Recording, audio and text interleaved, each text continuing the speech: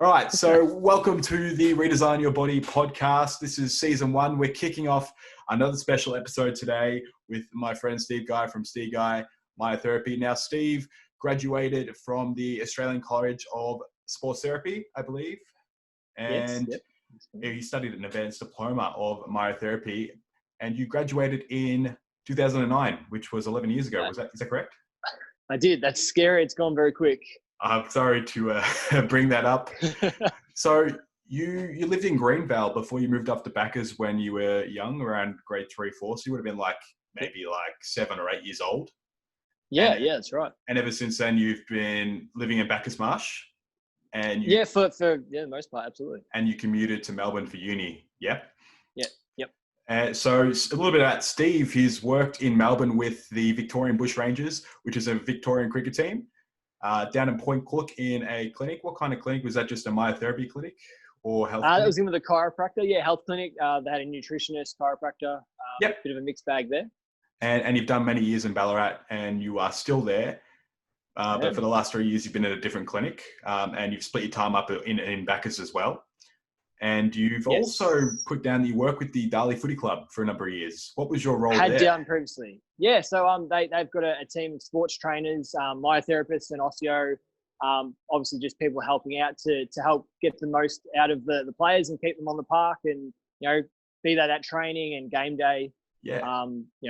Injuries and things like that pop up, and obviously we're there to help out where we can. I'm not doing it anymore. I'm looking after my family and things like that. But it was great. I love it. I'm still getting down. That's and, brilliant. Catch up with a few of the guys and things like that. So, and you have some experience with volunteering as well, don't you? Yeah, absolutely. Be it from local events in Backers Marsh, things like the Relay for Life. And things like that to bigger events in Melbourne, such as the Melbourne Marathon or the Oxfam charity, the 100K walk through the Dandenongs, which is enormous and crazy of those people. Yeah, that's crazy. It's huge. It's phenomenal. Some of them do it non-stop. They go throughout the night. It's normally held during winter, which makes no sense to me at all because it's so cold up there.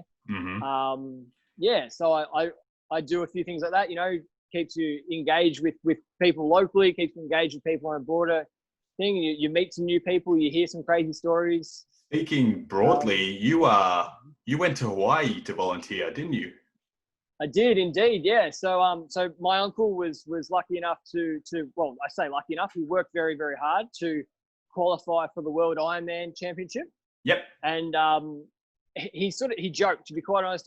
I do treat him. I treat a few of the people from his run club, and he joked and said, "Right, are you going to come over and help me out and work on me?" And 2 months later, we were there.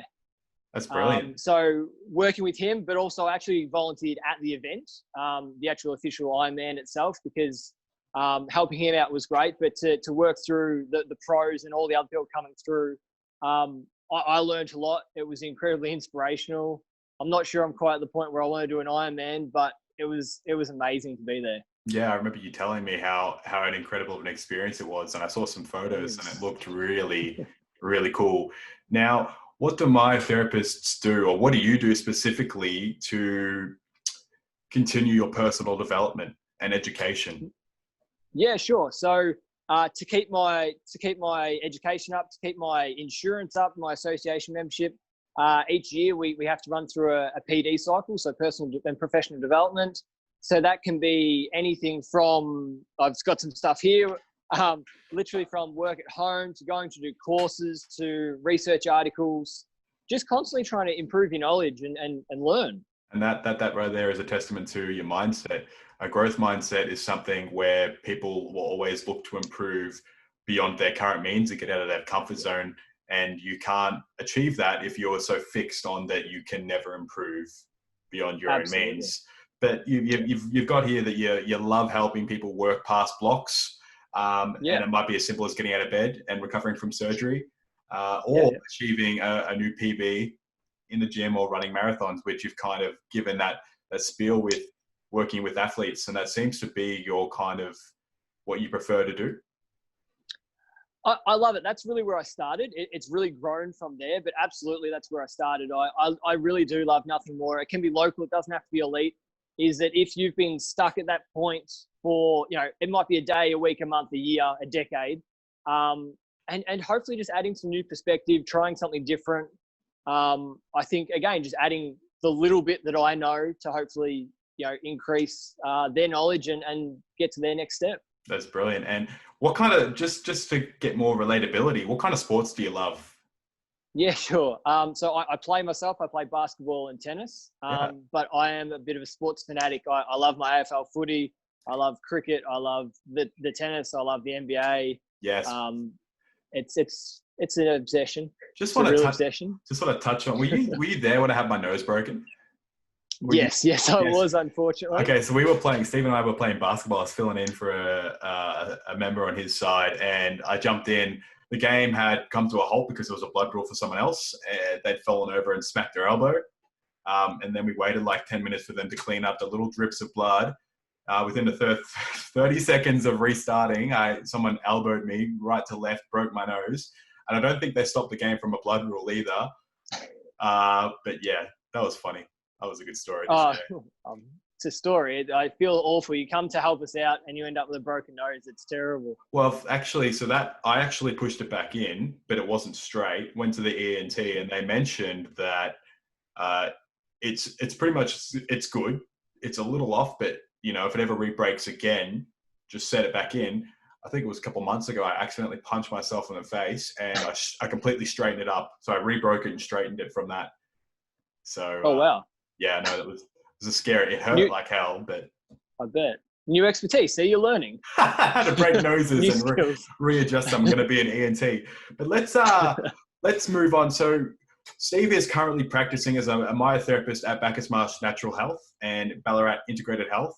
Now, we're going to talk about myotherapy in general and the benefits it can have for one's body transformations, their health and their fitness and well-being in general. So when you graduated, what was myotherapy then versus what is myotherapy now?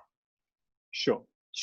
Myotherapy then was very much, that's still the basis of all my work, is all the principles still come from that, but it was very much treat the client, the athlete, the patient, whatever you want to call them, get them on the table and work on them physically. So with massage and other sort of physical therapy techniques. Still great, still effective, but we've learned a lot more. There's constant new research coming out. Now it really has grown to be, functional movements, getting people up off the table, getting people moving and trying to empower them. I think it's really important to treat the person, not just the injury or not just the muscle that they're coming in with. You can learn a lot about someone and what you can do to help them by just listening and hearing their life, hearing about their week, hearing about their job. We all have habits. We all have things that we do that are better. We all have things that we do that we could improve on. And sometimes those small things really add up. And I think as broad and sort of airy-fairy as it sounds, I think those things actually really are important. Because we're all people, we all do things a little bit differently. Yeah, well, no person is the same. No lifestyle is the same. From the second you get up to the minute you go to sleep, everything is generally different. No matter what, like someone might sit down at a desk for a couple more hours than Bob next to him, and that can cause some problems in posture more than person next to you. Like, it's just those little things. It doesn't have to be much, but everybody is different. And so I guess it's always, every person that comes into you would have something different in some way because of just their lifestyle being a slightly different to the person before them, right? Absolutely. Even the difference between someone who commutes, an hour on the train to get to their job, to sit at their desk, compared to the person who lives 5 minutes from work and can go for a walk at lunchtime. They could be doing the same job, still sitting at that same desk all day, every day, but there's an added 2.5 hours of travel on there. That adds up over the course of a week. Okay. So yeah, absolutely. So as a myotherapist, what do you think? What is the most common condition or injury or treatment that you give? Sure. Broadly speaking, the most common thing is pain. The first thing is pain, and that can be from an injury, but more often than not, it's from life. I say that quite often to patients when they're coming in, is it's just life. So we touched on earlier. So it's posture, it's their job, it's their exercise, it's life. It's it's not quite going right, or it could be something going right for too long. It's people overtrain, people work too hard building towards a goal. Sometimes they're actually right where they need to be and they're just sore. That's by far and away the most common is pain. Yes. And so what is your goal as a therapist, a myotherapist? Is it to take them to a point of no pain in the short term, or is it to empower them long term to learn how the signs and the symptoms and how to work around that? What are your goals there? Absolutely, long term is the best possible outcome. Of course, you might see somebody once and you don't get that opportunity. We've all heard prevention is better than cure. That is exactly the same for myotherapy as it should be with going to the gym as anything else. Is if you can manage your body, look after yourself, and know what you need as a person, then hopefully I come into it a lot less, to be quite honest. But yeah, it's all about putting the whole thing into perspective, and I can give people hopefully some tools to look after themselves. In the meantime, that's when I suppose I come in and try and fill those holes. Yeah, that's great. Now, so we talked about the fact that you've studied an advanced diploma. Sure. Is a myotherapy, I believe. Yeah. Yep. There are other qualifications below that. Remedial massage certificate. I think you mentioned 4 in massage or myotherapy. What I think what it's Cert 4 in massage. Yeah. Yeah. So, what are the differences between what you can do and say someone who is qualified in remedial massage or a Cert 4 in massage? Sure. This is actually a really tricky one to answer. Simply put, the really simple answer is the level of education, the amount of hours and years study. I found across the industry and any profession is the same, is that a person can apply themselves, and the way they want to continue to grow, continue to get better, continue to learn, often will actually mean as much as that piece of paper. So while I think my qualification is great, it's actually progressing now, which is really, really good. Myotherapy is even more, again, I guess we're learning and growing in that it's actually now a health science degree. Brilliant. So it's even gone beyond, I could go on and do that now, which is great as well. But I think it's more the application.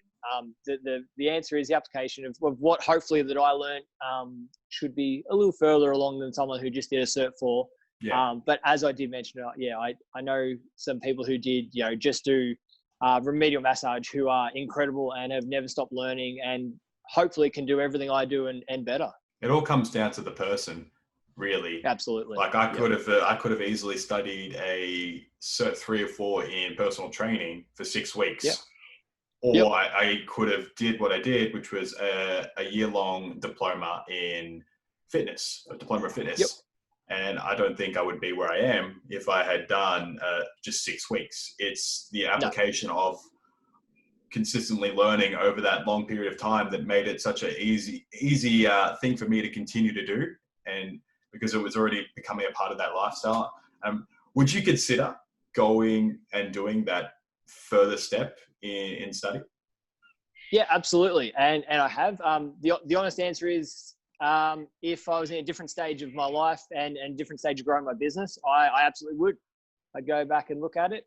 As I am now, I will continue to grow and learn outside of a university degree. I'll keep doing the courses myself. That's good that you can grow and learn with the internet available outside of going to university. We have so much information present to us and accessible that we can do that from the comfort of where we are right now, our own homes.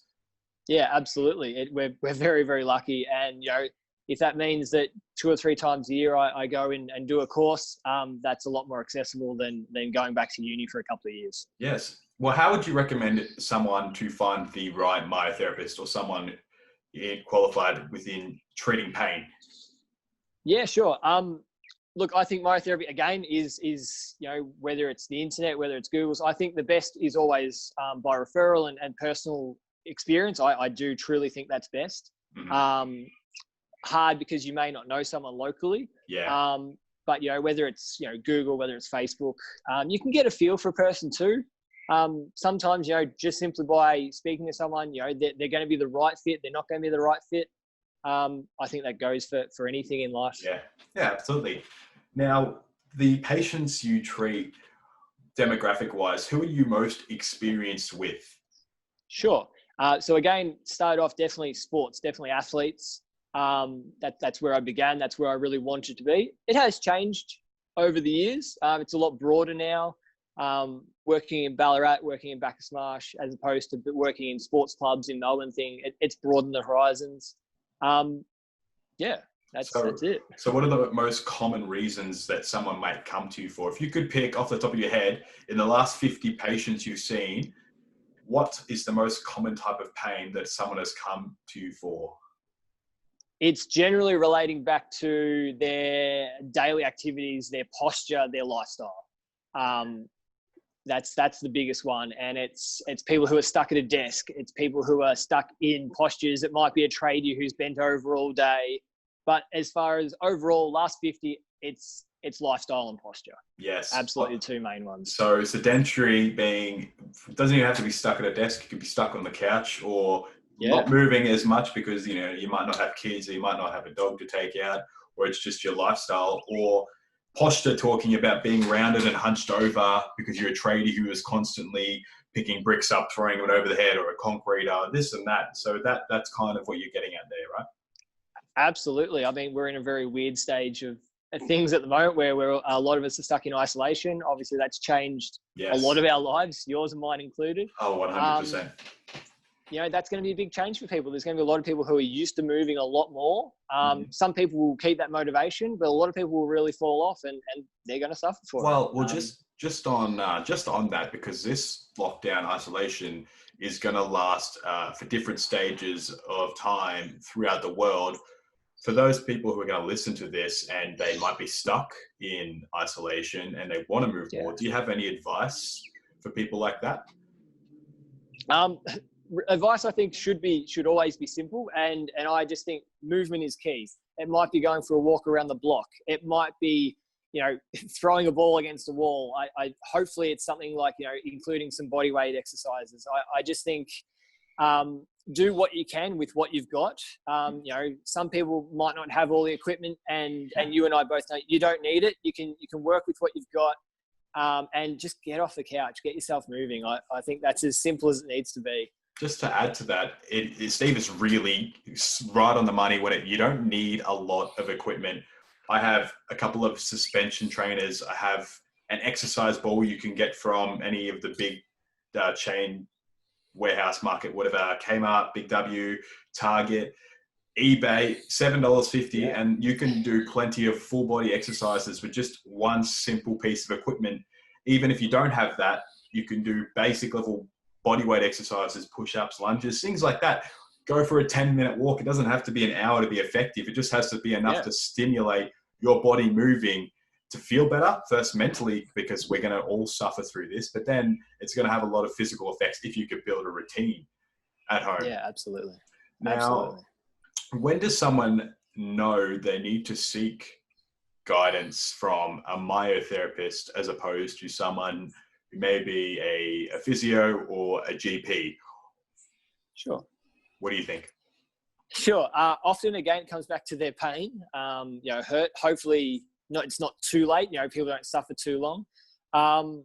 They may have tried other therapies like going to see a physio or things like that. And, something's not quite right. Some people are steadfast on, I'll always see my chiropractor, I'll always see my physio. Hopefully myotherapy can form its own niche and it's slowly getting there. And, some people now, the first point of call is that myotherapy. And yes, I hope people start to broaden, finding what works best for them. I suppose is my answer.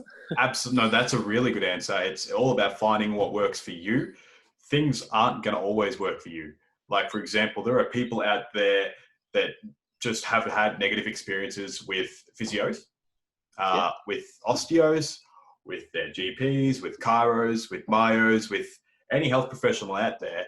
And then they ask around and they say, hey, I tried this person and, it didn't work. And then they get a referral and they go see that person. That, that person might happen to be a really amazing physio, a really amazing myo, a really amazing PT.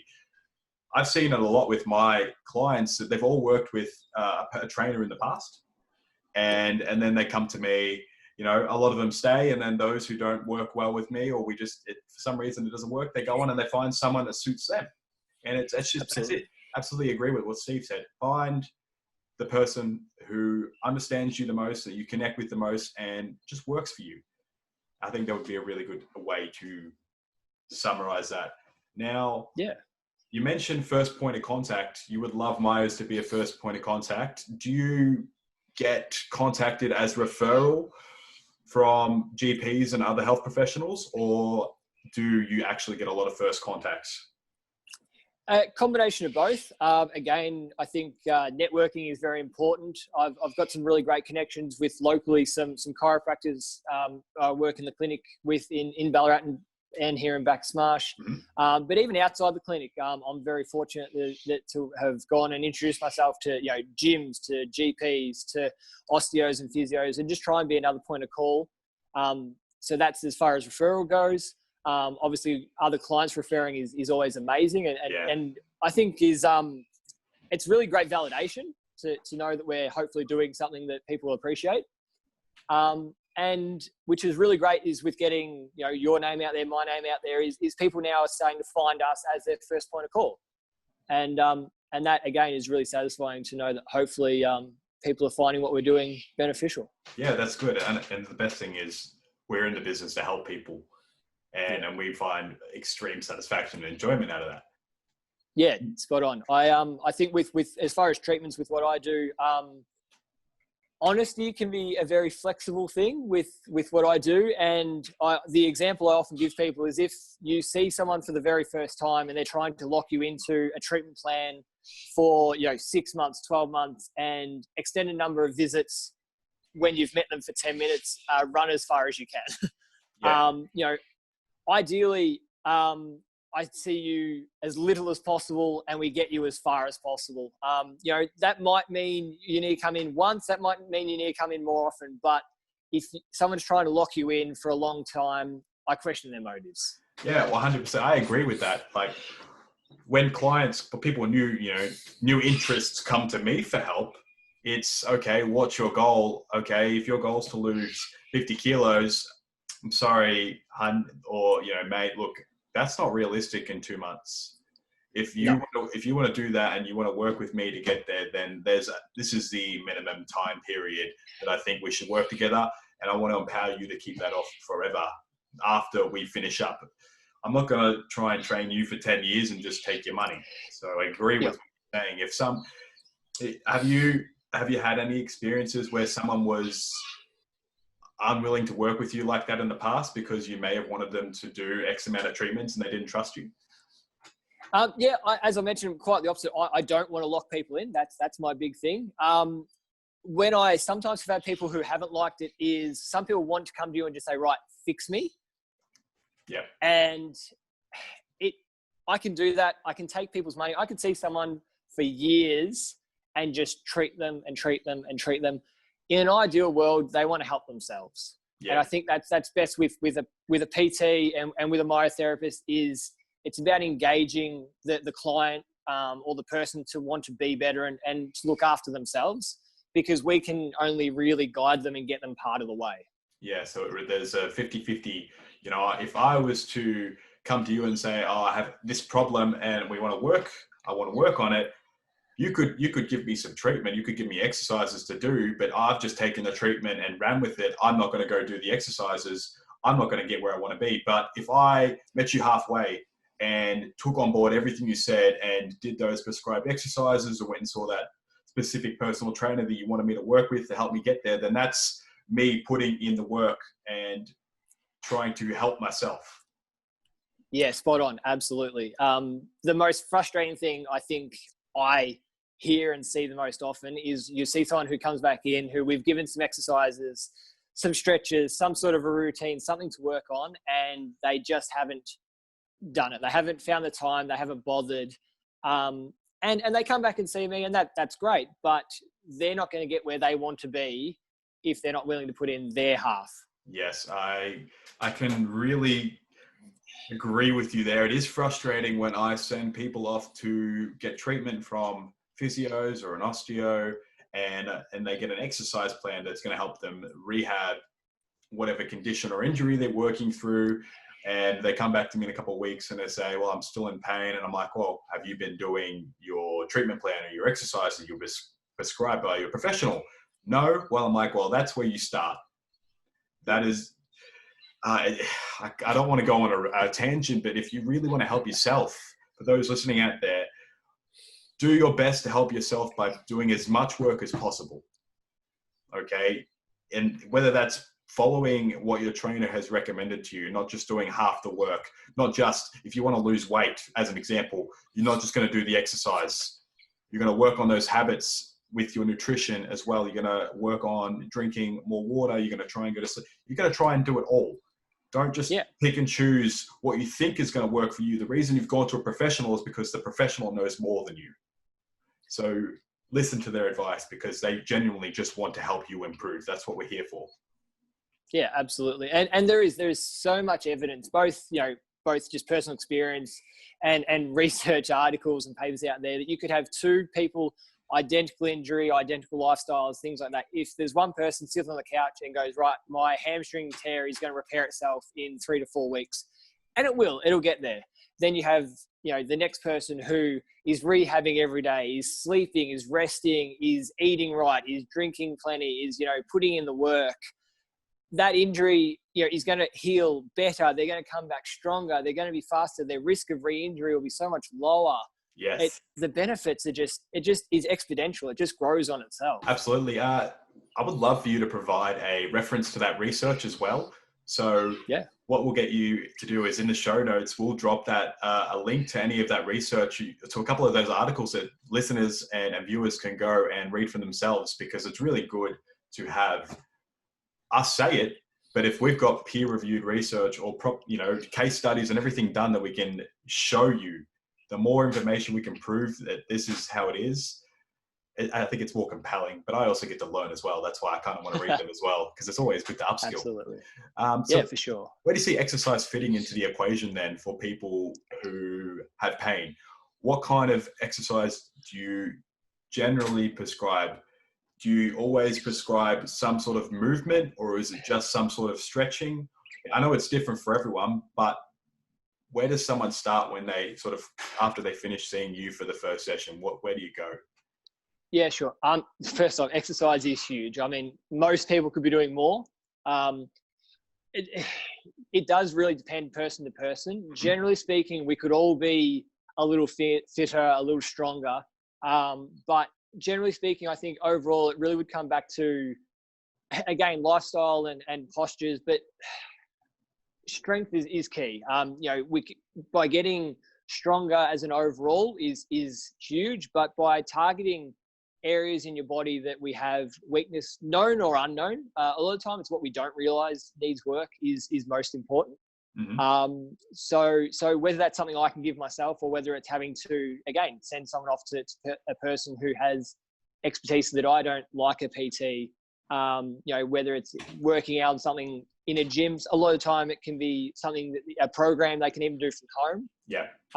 But it's about, again, finding the right person. We keep coming back around to find the right person to give the right advice to get you where you need to go.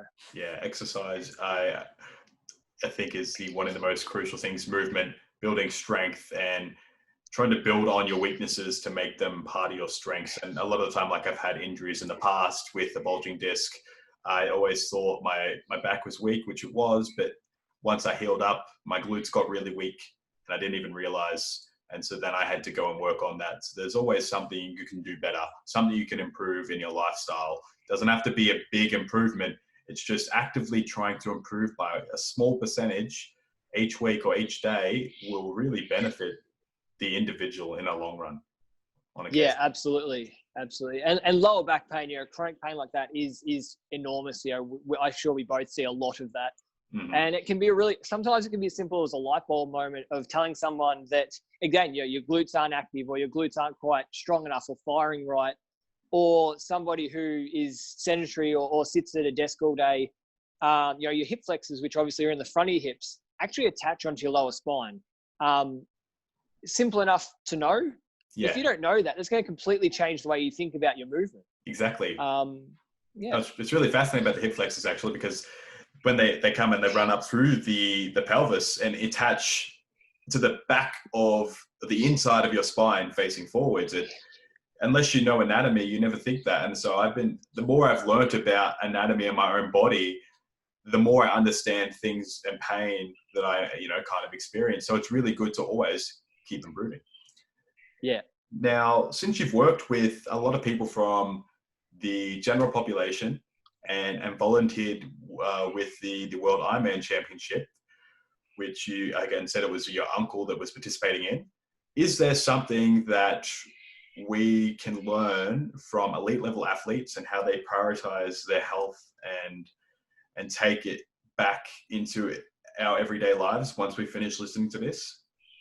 Yeah, absolutely. And it's as simple as prioritizing your health. There is so many little things that we can do each and every day that will improve overall. So, we can be better with our exercise or our sleep or our nutrition, even simple as just movement. It doesn't have to be a stretching routine, but just moving. I think that's the simplest way I can relate it back to what elite athletes do that maybe someone who's just getting started or isn't even moving yet aren't doing. It's just little things that add up. Is just prioritize yourself for a small portion of your day. Oh, well, you see, how routine is your uncle? He's routine, right? He's not random and unstructured, is he? No, his routine is obsessive. But I think, again, to get to that real elite level, you need to be. It's getting up at 4 a.m. on a Sunday. Mm-hmm. It's, knowing your program, days and weeks ahead of where you're at. It's knowing what you're eating at what time of day. It's knowing that you're going to have to go to bed early, and maybe miss out on something for the greater benefit down the track. Yeah. So if we scale that back and just to bare bones of a routine that fits someone's lifestyle, the key there is it's your routine, but you need to build a routine, because a routine allows consistency. A consistent routine allows better results in whatever you want to see, whether it's strength, less pain in your chronic pain, improving your fitness, losing weight. Routine. If you have a routine that is consistent week in and week out, you're going to get where you want to be by slowly improving over the course of the period of time that you're looking to achieve that goal, versus if someone, say your uncle, was just doing random workouts, eating whenever he wanted, going to sleep whenever he wanted, do you think he would have ever got to where he was? Not even close. No. Even as great as his was, it took years. It took trial and error, and sometimes his routine was too great, and people do overtrain, and that's something that is a real concern for people trying to push too hard too quickly. Yes. So it can go the other way. But yeah, I think routine is enormous, and it varies for everyone, and it doesn't have to be written up on a board. It just has to be something consistent that you can repeat. Yes. Before we touch a bit more on that, can you touch on overtraining? You've mentioned that a couple of times. What is overtraining, and what are some of the negative effects that it can have on the body? Sure. So in really simple terms, overtraining is pushing yourself beyond your limit, be that elite or just beginning, too hard, too fast. And that's where most injuries occur, is someone beginning a new movement, a new exercise, a new sport, and trying to go from 0 to 100 in a week. There is overtraining benefits, but more often than not, if you're not prepared and willing to work within that, you're going to end up hurting yourself. Okay, if we scale it back from athletes as well to, say, someone who is just starting an at-home workout program or in the gym, how much is too much? How do they know? How do they figure out what their limits are? Sure. Tricky question. Okay. Everyone's limits will be different. And obviously, listening to your body, listening to how you feel is really, really important. With new exercise, with new movement, some soreness, some discomfort a day or two after is really normal and really quite encouraged. It lets you know your body is working. But if you simply cannot move, cannot get out of bed the next day, or you have really severe pain, that's when you've gone too hard. If you're trying to run 5Ks, maybe don't run 4Ks on day one. Look to just run around the block. Look to run 100 meters, 500 meters, and build up, and progression is key. If you want to lift 100 kilos, you don't just go right on day one, there's my 100 kilo weight, off we go. You might be starting with group exercises, working on really broad muscle groups, and then scale back to really fine motor skill movements and really look to, again, involve a professional. Yeah, absolutely. No, I agree that the term is progressive overload. You've got to make sure that your body can handle that. Like you might want to run 5Ks. Let's go with that. I did it. The last interview I did with the physio, Jez, we also talked about running, but we use it as a great base because everybody knows what running is. So again, if you want to run 5Ks, you're not going to start at 5Ks because you might be able to run it, but you're really going to pay for it afterwards. The next couple of days could be hell. You might not be able to move at all. Like for an example, I went and did back in high school, it was like year 10, we did the athletics meetup with the whole school. And I participated in every running event I could. The next day I got out of bed, I could not move my legs. That's how I'd overtrained. And what are some other signs and symptoms of overtraining though? Like, could it be fatigue? Do you feel tired all of a sudden throughout the middle of the day? Do you think you might not be getting enough sleep? Recovery? What are some common signs that you see? Yeah, certainly short term, definitely the fatigue, definitely that really muscle ache, that really deep soreness, cramping, things like that. If it's working with progressive overload and just working long term, you can end up with adrenal fatigue, and your body just simply starts to shut down. In very simple terms, is you just cannot push too hard for too long. And even that's with people who have been doing this for years. It comes back to listening to your body and knowing how far you can push, but then also scaling it back to, you might need a rest day, you might need a rest week. So it's working with what benefits you most. And sometimes that's working really hard. Sometimes that's really scaling and working within your means. Well, let's talk explicitly about overtraining and what happens, what can overtraining lead to if you keep doing it and keep trying to push through these barriers that are now presenting themselves because you're doing too much. Sure. In simple terms, is injury. Is really simple terms is injury. You're looking at, you won't be as strong, as powerful. You won't have the movement to do your chosen exercise. So by overtraining in a long period of time, you're actually taking yourself further away from your target. Working too much, too hard towards your target is actually going to take you further away. Which again, people just simply sometimes don't realize. So that's the really simple term is you push too hard, too fast for too long, your chance of injury just goes through the roof. And look, the reason we move and the reason we exercise is because we want to improve our quality of life and improve our body, whether it be how we function, how we feel, or how we look. If what you are doing is not hitting those 3 points of improving how you function, how you look, or how you feel, you're probably overtraining. And the whole point of, if I said I was exercising the gym 3 to 4 days a week, the whole point of that is to improve. If I overtrain to a point where I can no longer do that, then I'm doing it wrong, because you need to be able to be consistent and it needs to be manageable. You want a sustainable approach towards your health, not something where it's going to burn you out every 8 weeks and then you're going to have two weeks off. If you could manage going for a 3K run every week for the rest of your life, that is sustainable. And that's a better approach than burning out, doing too much, overtraining and injuring yourself constantly, like 20 times throughout your life. Yeah, absolutely. I couldn't agree more. Yeah, that's it. I mean, as you said, using the example, running is the easy example. Running that 3Ks every week for the rest of your life is amazing. Running 10Ks one week and having to have a month off and then running 8Ks another week and having to have a month off, it's not sustainable. It's frustrating, and eventually you'll end up cracking it and you'll stop. Yeah. So yeah, consistency, as you said, is key. That's the most common barrier I see with people coming into the gym, trying to do too much too soon, injuring themselves and quitting, even though they have such great goals. They've just gone about it the wrong way. And I say that you need to speak to a professional if you've had that barrier because you've had to quit because of an injury. Okay, then seek the help of any health professional that you trust and work through that. But let's talk about local and professional athletes. What would you recommend for someone who wants to take their body to the next step in any given sport? Be local, professional, or even just someone in the gym. Yeah, sure. Very simply, surround yourself with people who have knowledge. In a gym, speak to your trainer.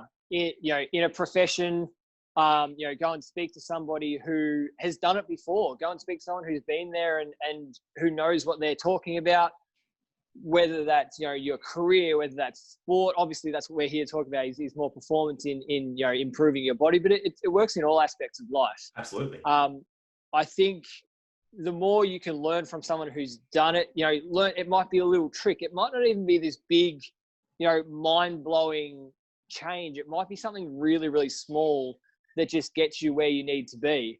And yeah, enormously so. And that might be, a different pair of shoes. That might be, preparing, your nutrition a little differently. It might be just simply drink more water is probably the big one that I think 90% of the population could improve on. That's the big one. I think locally, or elite is just find someone who knows what you don't. Yes, someone who has been there before. I've applauded and surrounded myself with an amazing support network of other trainers who all know more than I do. And so I feed off their knowledge. And that's why we're having this interview, because I don't know what you know and I want to know it, but I also want you to share what you know to everyone else so that we can help people improve. And I want to get better at what I do. So if I could do a podcast episode on myotherapy and I would have been at 10 minutes. We've been chatting for 40 to 50, so you've taught me so much that I would never have found out on Google just by reaching out to you. Awesome. That's perfect. There's been a really good body. So now this is a really good one. What are your thoughts on stretching and the use of tools such as foam rollers and massage balls to assist with recovery? And can you point us to any research that might show the benefits of that as well? Sure. Again, things are changing each and every day with stretching and foam rolling and things like that. The first part of that question is I recommend stretching to almost every client I see, be that with tools, be that just on the ground on their own, be that, that things they can do in a gym. Why is that? The main one is, again, coming back to getting them moving. That's the huge key is get yourself moving, is doing something that maybe you weren't doing before. The stretching, as far as things making change, we are learning that some muscles actually don't lengthen. And that's been the big mind-blowing thing for myself and for probably many people in the physical sort of movement profession, be that trainers, be it therapists. Do you have an example? The ITB, iliotibial band down the sides of our legs. Yep. For years, and I did it myself, you'd work on someone and we were trying to lengthen the ITB. You can put, it's incredible number of thousands or hundreds of pounds of pressure through that, and it simply will not lengthen. That's crazy. So, it's new research. It's things we just didn't realize. And that's cool. It's so cool. It's really, so things like that. It's not actually about creating physical length, but it's creating neural changes, and it's the way your brain is responding to the movement. And also the big one that's come in recently is fascia and the connective tissue. What is fascia for everyone listening at home? Sure. So fascia, connective tissue, is a really sort of liquidy gel-like substance that basically is filling in every space in your body. Anywhere that there's not an organ, a muscle, a tendon, a ligament, a bone is filled with fascia. For years and years, anyone from surgeons, doctors down we thought it was filler. We thought, and literally like surgeons, things, we were just cutting through it. They were just cutting through it, moving it aside. More and more research into this area is being done now in how connected it is to everything we do and relating back to the brain to allowing us to move. Anything from getting up out of a chair to trying to perform a deadlift to try and do something repetitively like swimming. There's different lines and chains of fascia that, if restricted, can actually have more of an effect than what we thought stretching muscles did. That's been a course I did recently, and honestly, it blew my mind. It changed how I'm treating enormously. A really simple example was we did some fascial stretching along my hamstrings. I'm not the most flexible person, but I can generally touch my toes. Neither, yeah. I gained 11 centimeters in a standard sit and reach test after lengthening the fascia through my hamstrings, which, as I said, again, blew my mind. And that was through nothing more than 5 minutes of movement. It doesn't last forever. It does go back as with any movement, as we cool down. But yeah, it's things like that where stretching, though the underlying reasons we do it might be changing, the benefits are still there. And they're really simple as far as, it increases blood flow. The mental preparedness for movement, particularly if it is before an event, a sport, trying to lift a new PB, it's getting your mind where you need to be. And really simply, it feels good. Yeah, it does feel good. So what are the most common reasons you hear people using foam rollers and massage balls or these tools for, versus what should they really be trying to accomplish with them? Sure. Most common reasons people will be using, most regular reasons, is it's adding that next layer to their routine. Most people who use a foam roller have some form of routine, and they're trying to take it to that next step. So they might have been stretching through some muscles or getting some movements where they were getting some benefit, and they find the foam roller can get into some new places or take it to the next level. Same goes for the massage ball. It can be a little bit more invasive in a good way. It can get in a little deeper. That massage ball has triggered some pain on me many days. A massage ball is a really interesting one, or any ball. I often start people off with a tennis ball, because it's that bit more gentle, and then work you out to, people might use a squash ball or something with a bit more, even a high bounce, like a bouncy ball has a bit more give. Yeah. Then onto, a massage ball specific or a spiky sort of ball. I know some people who use cricket balls. Is there a difference between a soft ball, like a flat surface ball, versus a spiky ball, if anyone was trying to pick one? Personally, I favor a flat ball. Spiky ball, it's more the surface feel. It's more, again, getting the sensation, the neural feel through the skin. Yeah. The spikes, as far as making physical change to your muscles, is not really all that much there. It feels good. And again, it's the way your mind feels. If you think it's helping, it actually is helping a lot more than we first thought. Our mind is incredibly powerful. That's very interesting to think about. And I think a lot of people should take that away. If it makes you feel better, keep doing it. Absolutely. You've got to be careful with that too, because some people can take that too far. Yes. But it's the difference between turning up to your chosen activity, completely cold, out of the car, and doing it. And again, it comes back to routine. Your routine might be stretching. Your routine might be foam rolling, getting on a ball. It might just be getting yourself mentally prepared. It's just finding what works best for you and working with that. And the way you can do that helps to connect your brain to the activity. It helps. You can even connect your brain to the movement by visualizing it.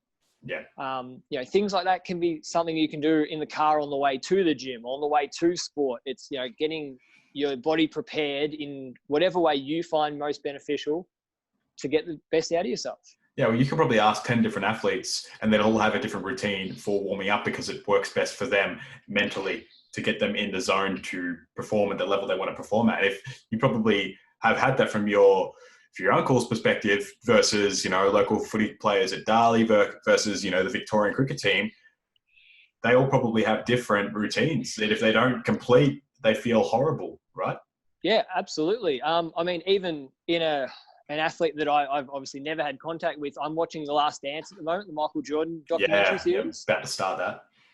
It's amazing. Get on board. His whole way of preparing was to be at the gym first, to be at the gym last, to work out harder than anyone else. And it was on the court. He knew before he even played the game, he was mentally and physically more prepared than anyone else out there, prepared to do more than anyone else. Yeah. Which I think is an amazing mentality, but it's not for everyone. Yeah. You know, particularly in a team environment, that can be quite isolating because Yes. if you push people all the time, some people are going to find that quite jarring, and some people will push back. Yeah.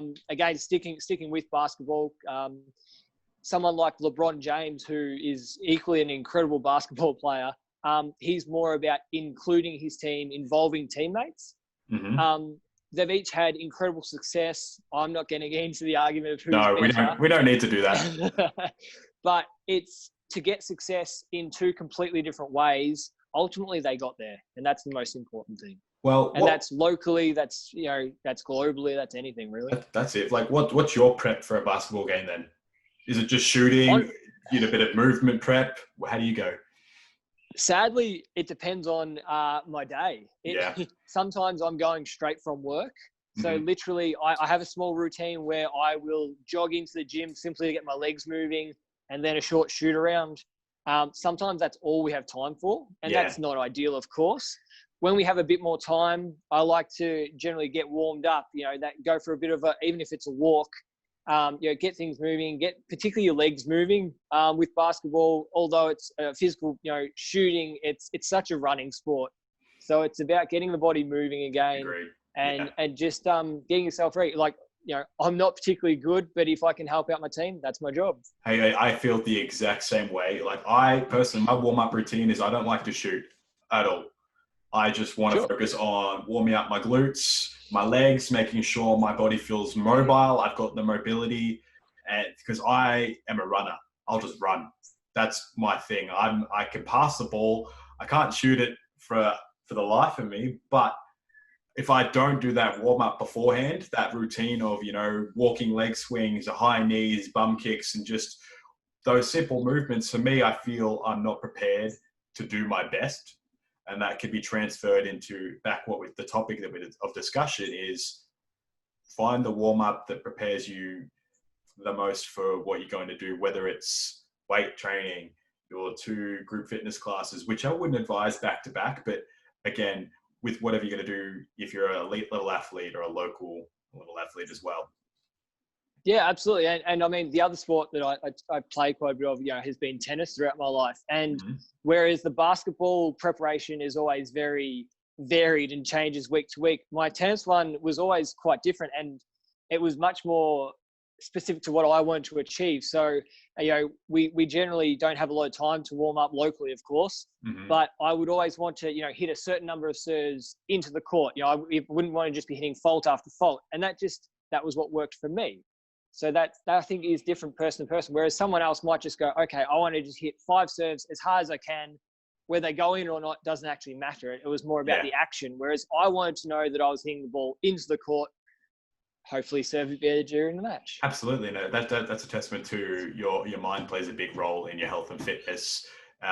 There's certain things out there that no matter what you're going to do, whether it's walking, running, lifting weights, sprinting, swimming, there are specific warm-up principles and protocols out there that can really add to what you're trying to achieve.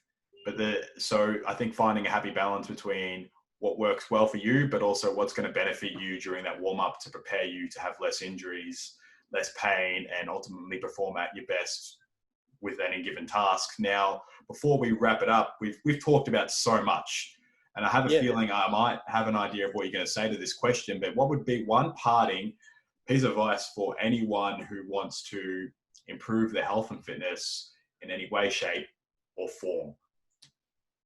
Sure. I think it comes back to, again, is find your goal, be it be it as simple or as vast as you want it to be, Mm-hmm. and work towards that in small, manageable increments. So that's the part you control. The other part is coming back to what we said before is find people who've done it before. Mm-hmm. Is find yourself an expert, find yourself a trainer, find yourself a person that runs 10Ks if you want to run 5. Is find people who know what you want and where you've been, and learn what you can. No, that is. I think that's No, that's good. No, that's really good. Surround yourself with the right support network, and you are more likely to succeed. So absolutely, yeah. But I'd like to thank you for coming out to have this chat with us, Steve. That's blown my mind. There are so many things that I'm now going to go and look at, especially the articles you're going to provide for us after the show. We'll drop them in the show notes description, so anyone can go and find specific links to the specific topics that we discussed and in more detail and look at some research. Where can they get in contact with you as well? Yeah, sure. Very simply, jump on Facebook or even Google Steve Guy Myotherapy. Always happy to have a chat. Doesn't have to be for a treatment. It can just be some advice. Shoot me a message and we'll have a chat. Learn what you need to know. Seriously, go follow his Facebook. Do you have Instagram? I'm not on Instagram. Trying to keep it simple. That's all right. Go follow on Facebook. If you have an email list, get onto that. Get in contact with Steve if you guys have any pain or questions about treatment or a way to improve your body in a specific sport, because Steve is definitely a bit more experienced with working with local and even professional level athletes as well. So once again, Steve, really appreciate you having you on in the Redesign Your Body podcast, and we'll talk soon, mate. Thank you. Thanks, Jake. Thanks for having me. No worries.